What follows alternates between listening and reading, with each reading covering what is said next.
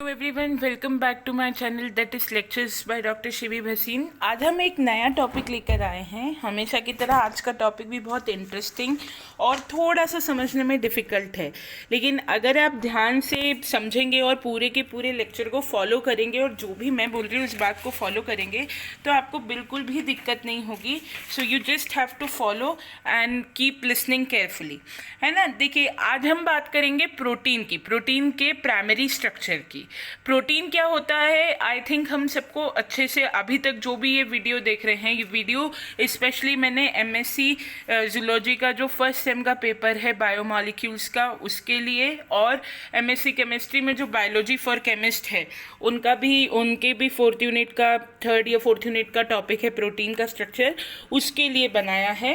तो प्रोटीन क्या होता है ये जानना सबसे पहले बहुत ज़रूरी बात है। हम लोग जानते हैं, जब हम न्यूट्रिशन के लेवल पे पढ़ते हैं तो हम जानते हैं कि प्रोटीन जो है वो एक प्रकार का मैक्रोमॉलिक्यूल है ना, यानी वो वाइड वैरायटी में यूज़ होने वाला, वाइड रेंज में रिक्वायर्ड एक स्पेशल टाइप का मॉलिक्यूल है जो कि हमारी बॉडी में रिपेयर का काम करता है। जो कुछ भी डिटोरिएट हो जाता है हमारी बॉडी में, जो सेल्स ब्रेक डाउन होते हैं, उनके रिपेयर में काम में आने वाला मॉलिक्यूल है। और इसका जो स्ट्रक्चर है प्रोटीन का, ये बहुत ही इंपॉर्टेंट है, क्योंकि इस आगे जाके हम पढ़ेंगे कि इसका जो प्रोटीन के स्ट्रक्चर को 4 लेवल पे पढ़ा जाता है: primary structure, secondary structure, tertiary structure and quaternary structure.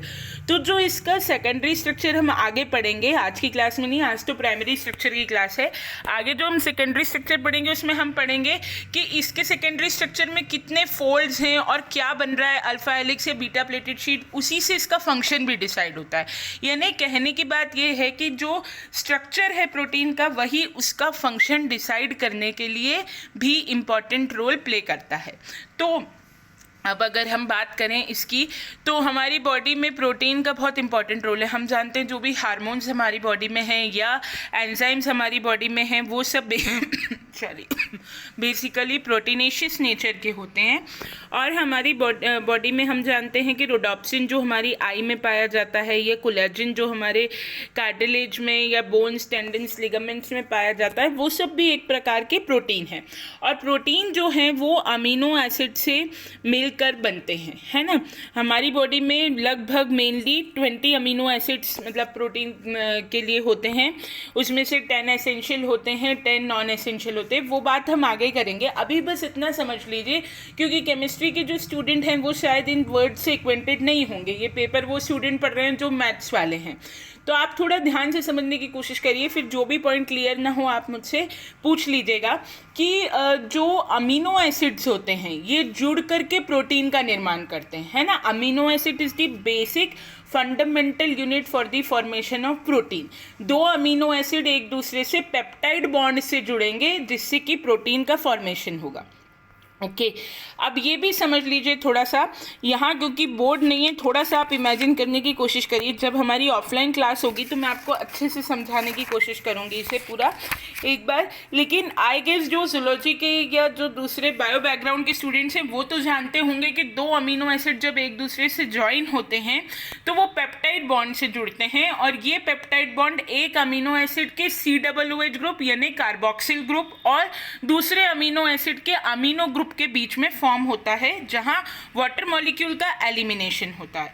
Peptide bond बहुत ही इंपॉर्टेंट है, बेसिक बॉन्ड है for the formation of protein. 2 amino acid जुड़ेंगे और इससे प्रोटीन का फॉर्मेशन होगा। एक्चुअली यदि मैं प्राइमरी स्ट्रक्चर की बात करूं तो प्राइमरी स्ट्रक्चर प्रोटीन का क्या है कि प्रोटीन में जो अमीनो एसिड्स एक दूसरे से जुड़े हुए हैं उनके सिंपल लीनियर अरेंजमेंट को प्राइमरी स्ट्रक्चर के रूप में हम जानते हैं। मतलब कि सिंपली वो अमीनो एसिड्स जो हैं वो जब एक दूसरे के साथ ऐसे प्लेनली लाइन हो जाते हैं तो that is known as amino acid sequence, है ना, और वो प्राइमरी स्ट्रक्चर है। उसके बाद जब ये अमीनो एसिड्स मुड़ते हैं या हम कहें इनमें फोल्ड्स आते हैं तो then they generate a secondary structure, ठीक है। उससे सेकेंडरी स्ट्रक्चर जनरेट होता है जिसमें हम अल्फा हेलिक्स और बीटा प्लेटेड शीट्स जो हैं वो पढ़ते हैं, ठीक है।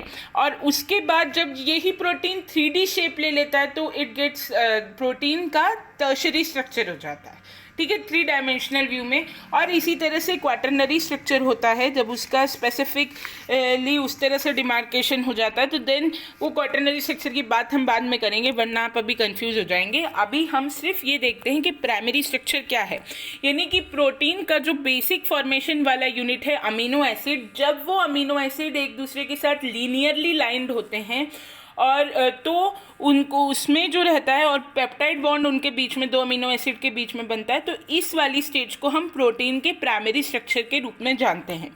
अब जो प्राइमरी स्ट्रक्चर होता है प्रोटीन का, उसकी स्टडी करने के लिए हमें अमीनो एसिड्स जो है उसकी सीक्वेंसिंग करनी पड़ती है ना, प्रोटीन की सीक्वेंसिंग करनी पड़ती है। पॉलीपेप्टाइड चेन जो बन रही है, पॉलीपेप्टाइड चेन कहाँ बनेगी, ध्यान रखिएगा, प्रोटीन के COOH अमीनो एसिड के COOH ग्रुप और NH2 ग्रुप के बीच में पॉलीपेप्टाइड चेन बनेगी। तो ये जो प्रिपरेशन होगी, ये जो चेन फॉर्मेशन होगा, इसको हमें स्टडी करना पड़ता है, इसकी सीक्वेंस स्टडी करनी पड़ती है और पूरा स्ट्रक्चर एक ऑर्गेनाइज्ड वे में हमें स्टडी करना पड़ता है। थोड़ा सा आप अपनी इमेजिनेशन को ब्रॉड करिए और समझने की कोशिश करिए। एक अमीनो एसिड है उसका COOH ग्रुप है, दूसरा अमीनो एसिड है उसका NH2 ग्रुप है, ठीक है। अब एक अमीनो एसिड का COOH ग्रुप दूसरे अमीनो एसिड के NH2 ग्रुप से मिलकर के पेप्टाइड बॉन्ड बना रहा है, ठीक है। ये बॉन्ड बना, अमीनो एसिड्स एक दूसरे से जुड़ गए, ये जो स्टेज है, ये जो अवस्था है, ये प्रोटीन का प्राइमरी स्ट्रक्चर कहलाएगी, ठीक है।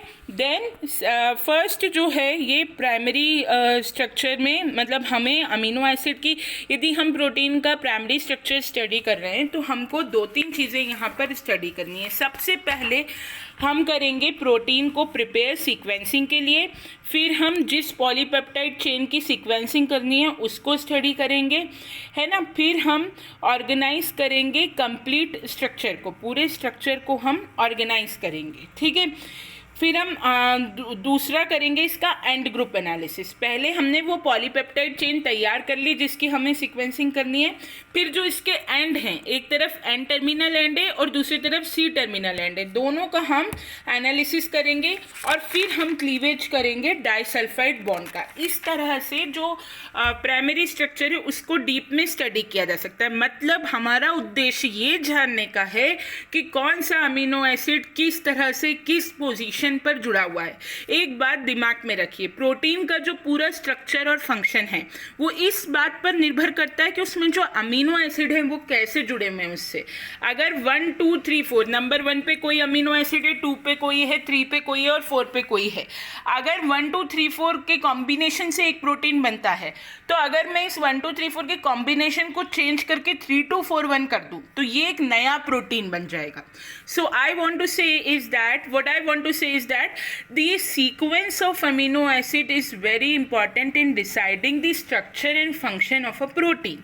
Okay, so for studying the amino acid sequence, it is very important that you sequence the protein, you sequence the polypeptide chain and you sequence the amino acid. वैसा करने के लिए हमें क्या करना है, सबसे पहले हमें उस प्रोटीन को प्रिपेयर करना होगा जिसकी हम सीक्वेंसिंग करना चाहते हैं, ठीक है। तो हमने पहले उस प्रोटीन को प्रिपेयर किया जिसकी सीक्वेंसिंग करनी है। सबसे पहले डिटरमाइन किया कि कितने पॉलीपेप्टाइड चेन है प्रोटीन में, फिर प्रोटीन के डाइसल्फाइड बॉन्ड में, प्रोटीन में बहुत सारे बॉन्ड्स होते हैं जैसे hydrogen bond, peptide bond, disulphide bond, electrostatic forces, van der Waals forces, इसकी बात हम आगे करेंगे। तो उसके डाइसल्फाइड बॉन्ड को क्लीव किया और प्यूरिफाई कर लिया, सब यूनिट्स में तोड़ दिया। प्रोटीन की लंबी चेन थी उसको सबसे पहले हमने सब यूनिट्स में डिवाइड किया, सब यूनिट्स में डिवाइड करने के बाद उसको सीक्वेंस किया, ठीक है। एक एक इंडिविजुअल सब यूनिट को सीक्वेंस में अरेंज किया और छोटे छोटे फ्रेगमेंट्स को अलग से प्यूरिफाई कर लिया और अमीनो एसिड सीक्वेंस को डिटरमाइन करा। हर पेप्टाइड फ्रेगमेंट की अमीनो एसिड सीक्वेंस को क्या किया, डिटरमाइन करा। और ये फ्रेगमेंटेशन का प्रोसेस हम तब तक करते रहे जब तक कि पूरे सब यूनिट्स ब्रेक नहीं हो जाते। इसे बिल्कुल साधारण भाषा में बोलूँ, साइंटिफिक भाषा में ना बोलते हुए इसे बिल्कुल साधारण भाषा में बोलूँ आपके समझने के लिए, तो हमने क्या किया कि प्रोटीन की बड़ी सीक्वेंस को छोटे टुकड़ों में तोड़ दिया और सब यूनिट्स को फ्रेगमेंट किया, प्यूरिफाई किया और अरेंज कर दिया, है ना। फिर इस फ्रेगमेंटेशन के स्टेप को हम रिपीट करते रहे, ठीक है। और फिर कंप्लीट स्ट्रक्चर को क्या कर दिया, ऑर्गेनाइज कर दिया, है ना। क्लीवेज पॉइंट्स तीसरा, जब हमने पूरा ये छोटे छोटे सीक्वेंस अलग कर लिए तो इन्हें जमा दिया अमीनो एसिड के सीक्वेंसेस को और पूरा अरेंज कर लिया और देखा कि कौन से ऐसे डाइसल्फाइड बॉन्ड्स हैं जो क्लीव नहीं हुए। आपके फर्स्ट सीक्वेंसिंग में सारा कुछ एकदम क्लीव नहीं हो जाएगा, सारा एकदम फ्रेगमेंट नहीं हो जाएगा, आपको कंटिन्यूसली फ्रेगमेंटेशन करना है। और इसको सीक्वेंसेस को सबसे पहले आपको अपना प्रोटीन रेडी करना है जिसकी आप सीक्वेंसिंग कर रहे हैं, फिर उसके बाद पॉलीपेप्टाइड चेन को सीक्वेंस करना है और फिर पूरे कंप्लीट स्ट्रक्चर को आपको ऑर्गेनाइज करना है ना। फिर ये आपने चेन का सीक्वेंसिंग कर लिया। अब आपका सेकंड स्टेप, अभी तक आपने दोनों एंड नहीं छुए हैं। जब भी हम प्रोटीन के स्ट्रक्चर की बात करते हैं, अमीनो एसिड एक दूसरे से जुड़े होते हैं, एक तरफ होता है उसका COOH ग्रुप और दूसरी तरफ होता है उसका NH2 ग्रुप। यहाँ मैं कह रही हूँ कि अभी आपने जो किया वो COOH ग्रुप और NH2 ग्रुप के बीच में जो चेन थी उसकी सीक्वेंसिंग की है, ना तो आपने N टर्मिनल एंड को भी छुआ है और नहीं आपने C टर्मिनल एंड को छुआ। बीच वाली चेन को आपने क्या किया, तोड़ा, फ्रेगमेंटाइज करा, फ्रेगमेंट करने के बाद अरेंज करा, सब यूनिट्स को तोड़ा, डाइसल्फाइड को तोड़ा, ऑर्गेनाइज कर लिया पूरी की पूरी चेन को।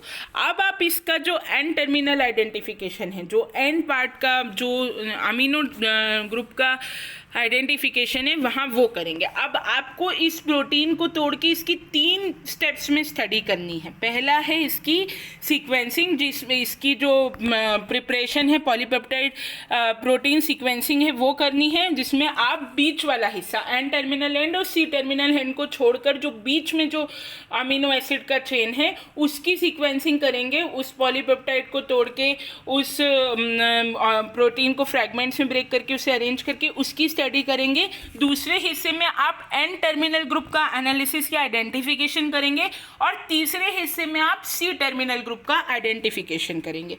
तो मैंने अभी आपको बीच वाले चेन की ब्रेकिंग बताई। अब हम बात करेंगे एन टर्मिनल आइडेंटिफिकेशन की, ठीक है। एन टर्मिनल आइडेंटिफिकेशन जो एन टर्मिनल रेसिड्यू है उससे किया जाता है और 2 मेथड्स हैं एन टर्मिनल आइडेंटिफिकेशन के। एक है डेंजाइल क्लोराइड मेथड और एडमंड डिग्रेडेशन मेथड, ठीक है। डेंजाइल क्लोराइड मेथड में क्या करते हैं कि जो डेंजाइल क्लोराइड है, सीधे मैं रिएक्शन से समझा देती हूँ। जो केमिस्ट्री के स्टूडेंट्स हैं उनको ये रिएक्शन लिखनी है और जो जूलॉजी के बच्चे ये वीडियो देख रहे हैं वो सिर्फ क्या रिएक्ट कर रहा है और क्या प्रोडक्ट बन रहा है वो लिख देंगे तो भी चलेगा, आपको इसमें स्ट्रक्चर बनाने की ज़रूरत नहीं है, ठीक है। तो अब इसमें करना क्या है, डेंजाइल क्लोराइड जब प्राइमरी अमीन से रिएक्ट करेगा तो वह डेंजाइलेटेड पॉलीपेप्टाइड एसिड हाइड्रोलिसिस करेगा। देखिए ये डेंजाइल क्लोराइड है, ये जब इसने जब पॉलीपेप्टाइड से रिएक्ट किया तो डेंजाइल पॉलीपेप्टाइड बनाया, ठीक है। और ये जो यहाँ पर डेंजाइल पॉलीपेप्टाइड जो है ये जो है डेंजोअमाइल एसिड बनाएगा जो कि फ्लोरेसेंस एग्जिबिट करेगा, ठीक है। तो जैसे ही ये फ्लोरेसेंस एक ऐसी टेक्निक होती है जैसे रेडियो एक्टिविटी होती है ना, रेडियो एक्टिव सब्सटेंस एक रेडिएशन इमिट करते हैं, वैसे ही फ्लोरेसेंस भी एक प्रकार की एमिशन होती है, एक प्रकार का इस टेक्निक से भी एक प्रकार की स्पेशल रेज का एमिशन होता है जो कि फ्लोरेसेंट माइक्रोस्कोप के अंदर देखी जा सकती है।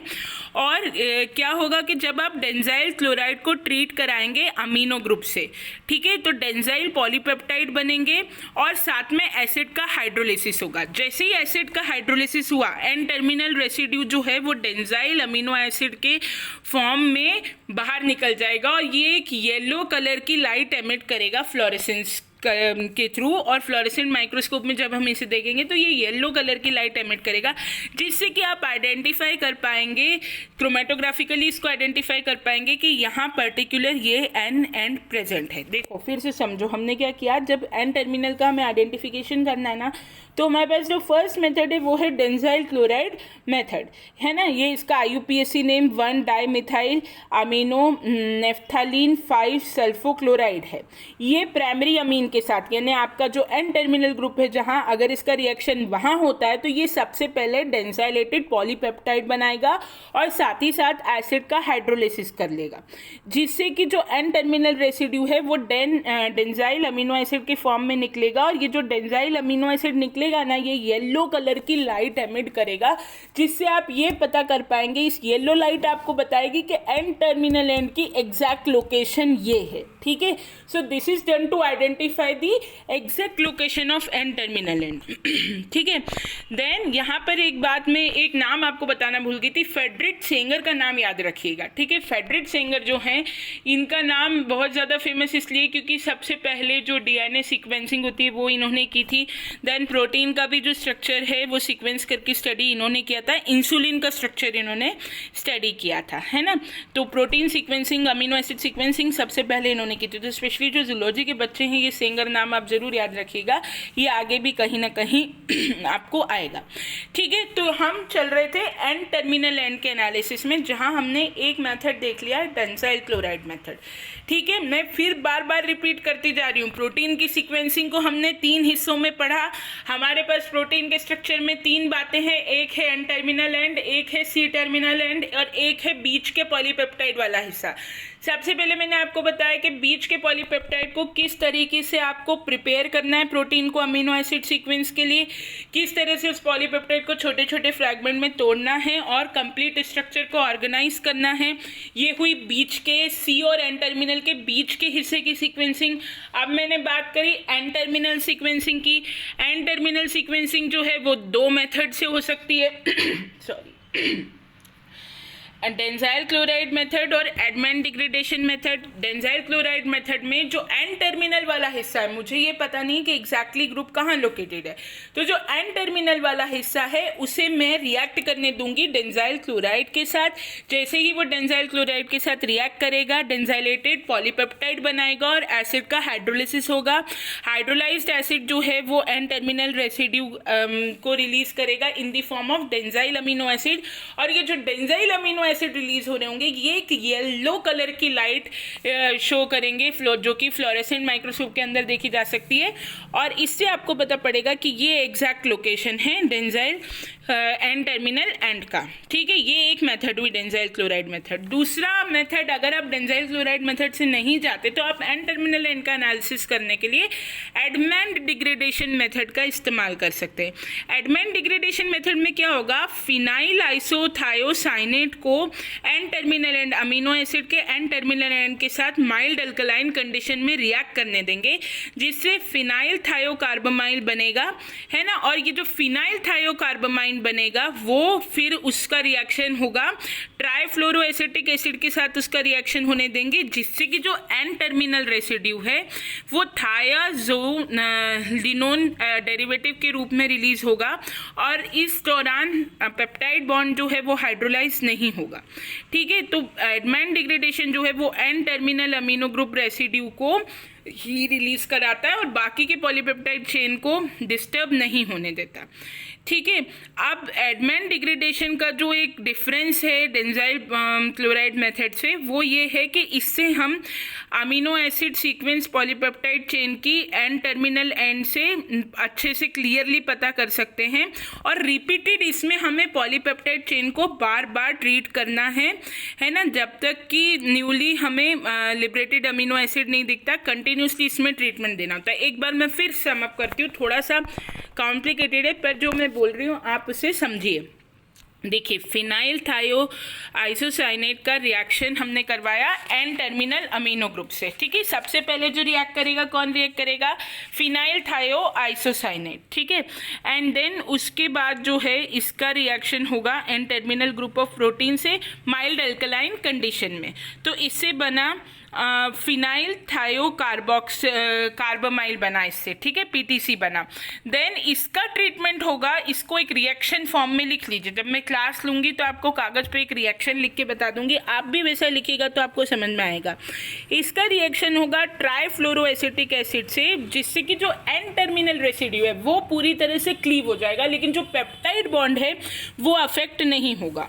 ठीक है, और बनेगा क्या, थायोजोलाइनोल डेरिवेटिव। ठीक है, और अब ये जो प्रोसेस है एडमंड डिग्रेडेशन की, ये आपको कंटिन्यूसली करते रहना है जब तक कि आपका जो रिएक्शन है वो स्टेबली एंड नहीं हो जाता, और ये आपको जो थायोलाइजोन डेरिवेटिव जो है इससे आपको पीटीएच अमीनो एसिड नहीं मिल जाता, और एग्जैक्टली आप एंड टर्मिनल एंड को आइडेंटिफाई लोकेट नहीं कर लेते, तब तक ये प्रोसेस जो है ये चलती रहेगी। ठीक है, यानी सबसे पहले आपने ये रिएक्शन में देखिए फिनाइल आइसोथायोसाइनेट का पॉलीपेप्टाइड से ट्रीटमेंट कराया है ना, तो पीटीसी पॉलीपेप्टाइड बन गया। ठीक है, अब ये जो ओरिजिनल पॉलीपेप्टाइड है इसका जो एन टर्मिनल रेसिड्यू है, ये मैंने आपको थोड़ी देर पहले बताया था कि ये जो है केवल यही अफेक्ट होगा, जो बीच का पॉलीपेप्टाइड है वो अफेक्ट नहीं होगा, और जब तक ये पूरी तरह से हाइड्रोलाइज नहीं हो जाता, तब तक ये पूरी तरह से अफेक्ट नहीं हो जाता, तब तक ये प्रोसेस कंटिन्यूसली एडमंड डिग्रेडेशन की हम चलाते रहेंगे। ठीक है, और देन जब इसका पूरी ट्रेसिंग हो जाएगी तब हम इस प्रोसेस को बंद करेंगे। ठीक है, ये जो टेक्निक है ये थोड़ा टाइम सेविंग टेक्निक है, इसमें टाइम कम लगता है और इसमें जो लोकेशन है वो इजीली आइडेंटिफाई हो जाती है। ये हुआ एन टर्मिनल अमीनो आइडेंटिफिकेशन की बात। अब जैसा मैंने बताया था कि 3 हिस्सों में इस आइडेंटिफिकेशन को हम देखेंगे, एक बीच का पॉलीपेप्टाइड कैसे हाइड्रोलाइज हो रहा है, सीक्वेंस कैसे हो रहा है, एक एन टर्मिनल कैसे सीक्वेंस हो रहा है, और दूसरा सी टर्मिनल कैसे सीक्वेंस हो रहा है। तो यहाँ पर अब हम बात करेंगे सी टर्मिनल के आइडेंटिफिकेशन की। ठीक है, there is no reliable chemical procedure comparable to Edman degradation for the sequential end group analysis from C terminals of a polypeptide. दस अब देखो जो सी टर्मिनल एंड का एनालिसिस है ना, उसके लिए भी हमारे पास 2 मेथड्स हैं। एक अगेन यहाँ पे भी एडमंड डिग्रेडेशन मेथड है और दूसरा केमिकल मेथड है। एडमंड डिग्रेडेशन मेथड में हम एक्सोपेप्टिडेज का इस्तेमाल करते हैं और केमिकल मेथड में हम हाइड्राजिनोलाइसिस का इस्तेमाल करते हैं। जो एडमंड डिग्रेडेशन है उसमें हम बेसिकली कार्बोपेप्टिडेज का इस्तेमाल करते हैं। तो carboxypeptidase like all enzymes is highly specific for the chemical identities of the substance whose reaction they catalyse. The second group of endopeptidase, ये जो कार्बोपेप्टिडेज होते हैं इसका इस्तेमाल करेंगे हम, तो जो सी टर्मिनल एंड है उसको हम आसानी से सेपरेट कर पाएंगे। कार्बोपेप्टिडेज के अलावा हम दूसरे कई एंजाइम जैसे अमीनोपेप्टिडेज का भी यूज़ कर सकते हैं, जो कि सीक्वेंशियली अमीनो एसिड को क्लीव करता है। पर ये जो अमीनोपेप्टिडेज है ये एन टर्मिनल एंड पे क्लीवेज कराता है, जो कार्बोपेप्टिडेज है वो सी टर्मिनल रेसिड्यू की क्लीवेज कराता है। यहाँ हम बात कर रहे हैं सी टर्मिनल एंड की क्लीवेज की। Carboxypeptidase is not used to determine the amino acid sequence because the rate of cleavage of C terminal residue is not the same for all the residue as it cleaves the second C terminal amino acid residue faster. Actually जो carboxypeptidase है ना वो उसके use वाला method जो है वो थोड़ा सा इसलिए कम एक्सेप्टेड है क्योंकि जो कार्बोपेप्टिडेज होता है वो सेकेंड टर्मिनल अमीनो एसिड को ज़्यादा आसानी से क्लीव करता है और उसका जो रेट ऑफ क्लीवेज है वो सेकेंड अमीनो एसिड के लिए faster in comparison to the first amino acid. So इसलिए जो है कार्बोपेप्टिडेज मेथड को कम यूज़ करके हम ज़्यादातर किस मेथड को यूज़ करते हैं, हाइड्राजिनोलाइसिस को यूज़ करते हैं। हाइड्राजिनोलाइसिस क्या है? अब polypeptide treated with anhydrous hydrazine at 90 degrees centigrade for 20 to 100 hours in the presence of mildly acidic ion exchanger। Hydrazine का इस्तेमाल करते हैं, पॉलीपेप्टाइड से हाइड्राजीन का ट्रीटमेंट कराते हैं 90 डिग्री सेंटीग्रेड पे 20 से 100 आवर्स तक। ठीक है, और उसके माइल्ड एसिडिक कंडीशंस उसे प्रोवाइड करते हैं and all the peptide bonds are there cleaved yielding amino acyl hydrazides of the entire amino residue except that of the C terminal residue which is released as a free amino acid। देखिए क्या होता है कि जब हम hydrazine से reaction करवाएंगे तो जो माइल्ड कंडीशंस देंगे, माइल्ड एसिडिक कंडीशंस देंगे, 20 से 100 आवर्स तक रिएक्शन चलेगी और 90 डिग्री सेल्सियस का टेम्परेचर प्रोवाइड करेंगे। तो जितने भी पॉलीपेप्टाइड्स, जितने भी हमारे पेप्टाइड बॉन्ड्स हैं वो क्लीव हो जाएंगे, उनका क्लीवेज हो जाएगा और जो C टर्मिनल रेसिड्यू है वो फ्री अमीनो एसिड की तरह रिलीज हो जाएगा, यानी हम आसानी से सी टर्मिनल रेसिड्यू को आइडेंटिफाई कर पाएंगे और क्लीव कर पाएंगे। और ये जो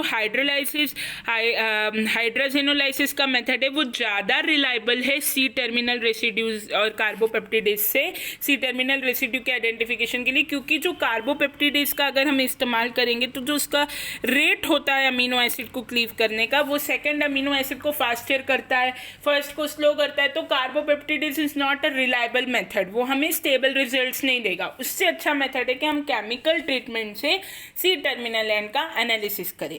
ठीक है, तो हमने क्या समझ लिया, हमारे पास एक पॉलीपेप्टाइड के दो हिस्से थे, एक था उसका अमीनो टर्मिनल ग्रुप, एक था उसका सी टर्मिनल ग्रुप, बीच में थी पॉलीपेप्टाइड। सबसे पहले हमने पॉलीपेप्टाइड को तोड़ा, उसे क्लीव किया, उसे जमाया, उसे सीक्वेंस किया, फिर हमने एन टर्मिनल का एनालिसिस किया बाय डेंजाइल क्लोराइड मेथड या एडमंड डिग्रेडेशन मेथड, जिससे हमारा एन टर्मिनल एंड जो है वो फ्री अमीनो एसिड के रूप में आइडेंटिफाई होकर रिलीज हो गया।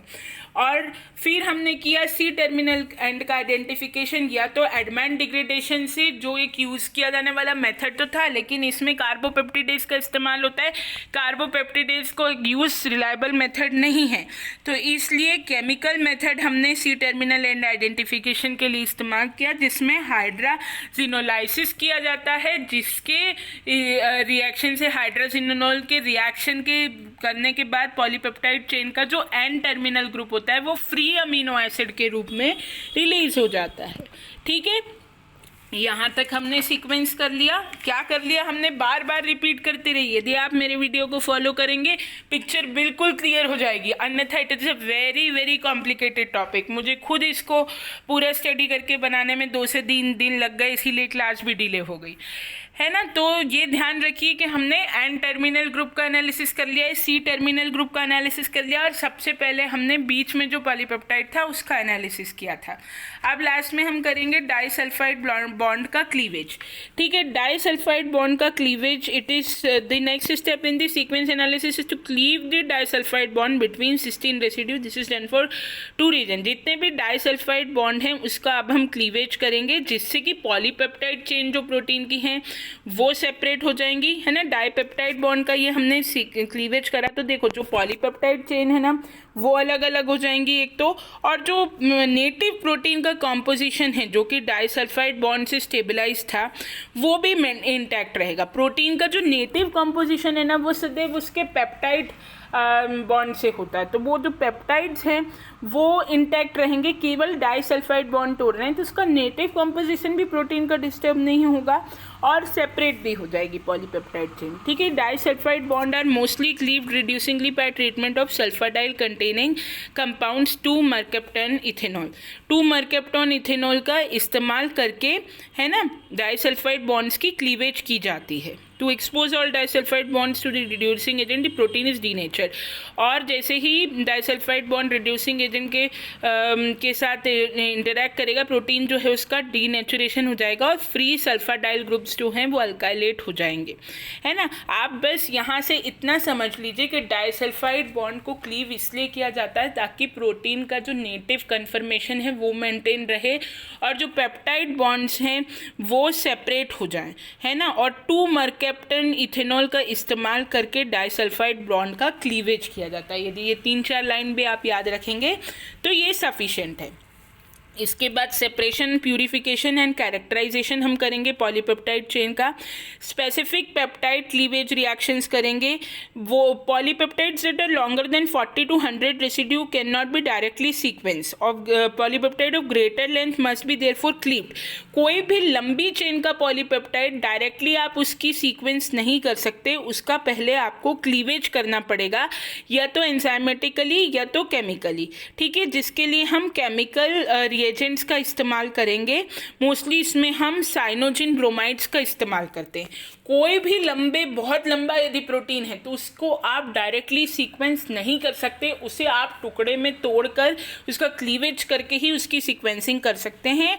और ये प्रोटीन को टुकड़ों में तोड़ने के लिए, उसकी क्लीवेज करने के लिए साइनोजिन ब्रोमाइड्स का इस्तेमाल किया जाता है। Then peptide characterisation and sequencing by mass spectroscopy.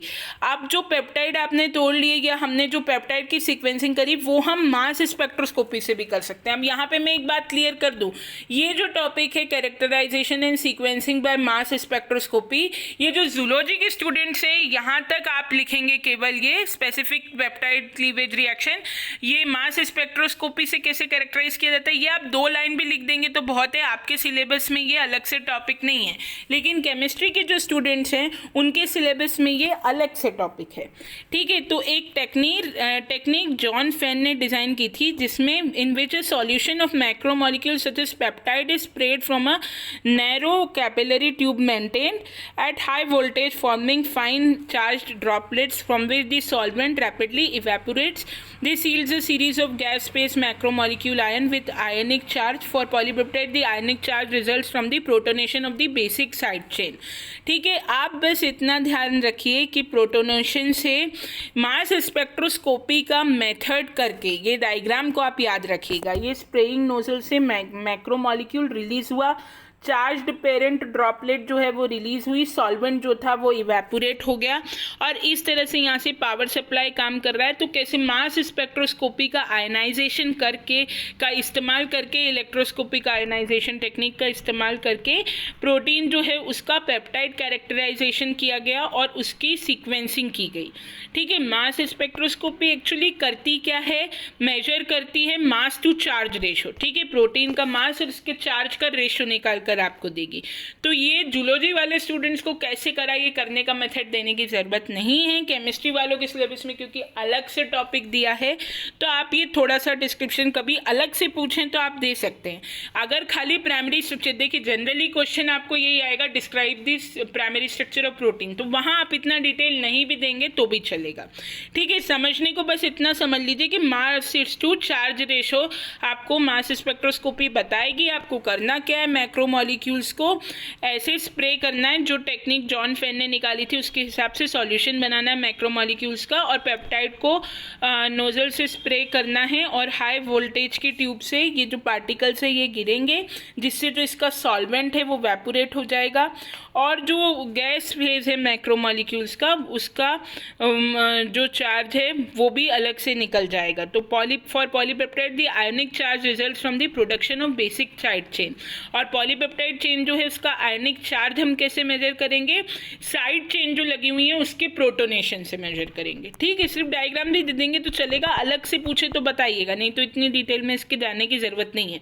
Then matrix assisted laser desorption ionisation, इस मेथड में the molecule is embedded in a crystalline matrix of low molecular mass organic compound and irradiated with intense short pulses of laser light. क्या है कि जो molecule होता है macromolecule उसको embed कर दिया जाता है क्रिस्टलाइन मैट्रिक्स में, और ऐसे क्रिस्टलाइन मैट्रिक्स में एम्बेड कर दिया जाता है जिसका कि जो मॉलिक्यूलर मास है वो लो है, और उसके बाद उस पर लेज़र बीम की लाइट जो है वो डाली जाती है। तो इससे जब आप ये करेंगे तो प्रोटीन ट्रांसफ़र होगा उसमें, और मास एनालाइजर से आप उसका मास टू चार्ज रेशो आसानी से निकाल पाएंगे।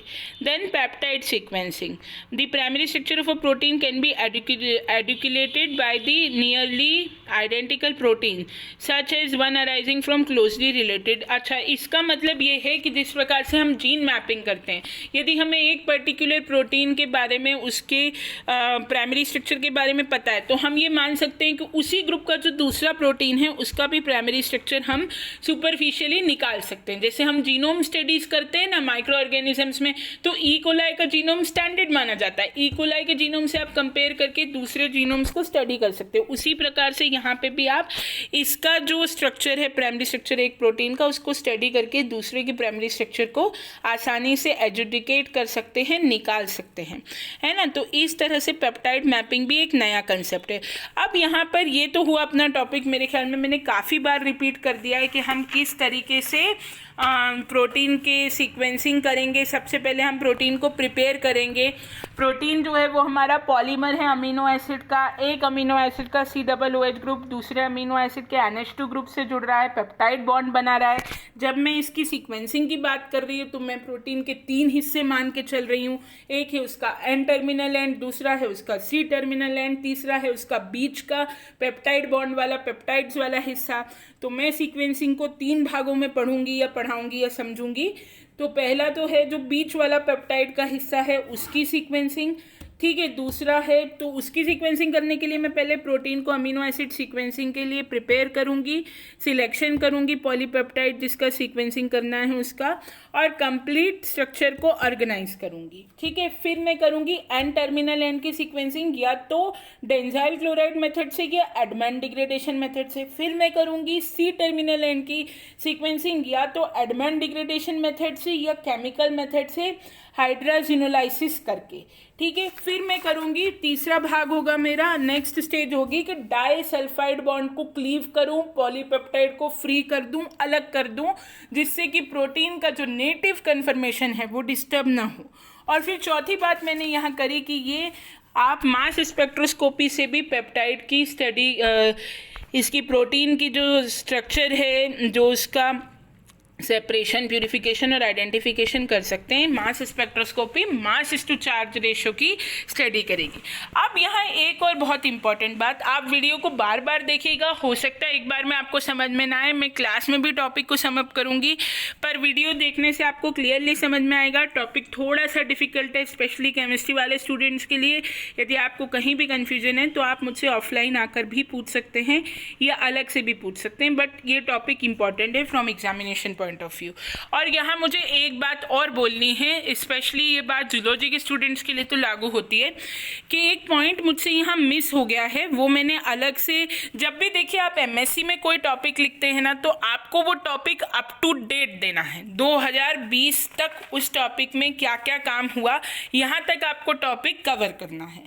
अब वो डेज चले गए कि जब आप पुरानी ही बात को बस एक ही प्रोटीन के स्ट्रक्चर में यही लिख रहे हैं कि लीनियर अमीनो एसिड प्लेस्ड हैं, उसकी स्टडी को प्राइमरी स्ट्रक्चर कहते हैं। नहीं, अब आपको थोड़ा आगे बढ़ना है, अपना भी स्टैंडर्ड बढ़ाना है, तो उसके लिए आपको टॉपिक वहाँ तक कवर करना है जहाँ तक उसमें प्रेजेंट वर्क अपडेट हुआ है। तो ये पॉइंट मुझसे बाय मिस्टेक इस प्रेजेंटेशन में छूट गया था, तो मैंने ये अलग से बना लिया है और मैं आपके ग्रुप में पोस्ट कर दूंगी। इसमें मैं कुछ चीज़ें बता देती हूँ कि जैसे सुप्रीन और शमाया ने 2015 में इन्होंने एक रिसर्च करी, जिसके हिसाब से इन्होंने बताया कि जो प्रोटीन का प्राइमरी स्ट्रक्चर होता है वो नैनो वायर की तरह एक्ट करता है और उसका सेमीकंडक्टर रेशो होता है ना। ये इलेक्ट्रॉन्स के ट्रांसपोर्ट में भी डोनर और एक्सेप्टर जैसा काम करता है। मतलब कि जो प्रोटीन की स्ट्रक्चर की यहाँ डीप स्टडी हुई, जो इसका प्राइमरी स्ट्रक्चर होता है उसमें जिस तरह से अमीनो एसिड्स अरेंज्ड होते हैं, जो हम इतनी देर से पढ़ रहे हैं, वो एक नैनो वायर की तरह, एक सेमीकंडक्टर की तरह बिहेव करते हैं। ये स्टडी की थी सेप्रिन और शिमाया ने 2015 में।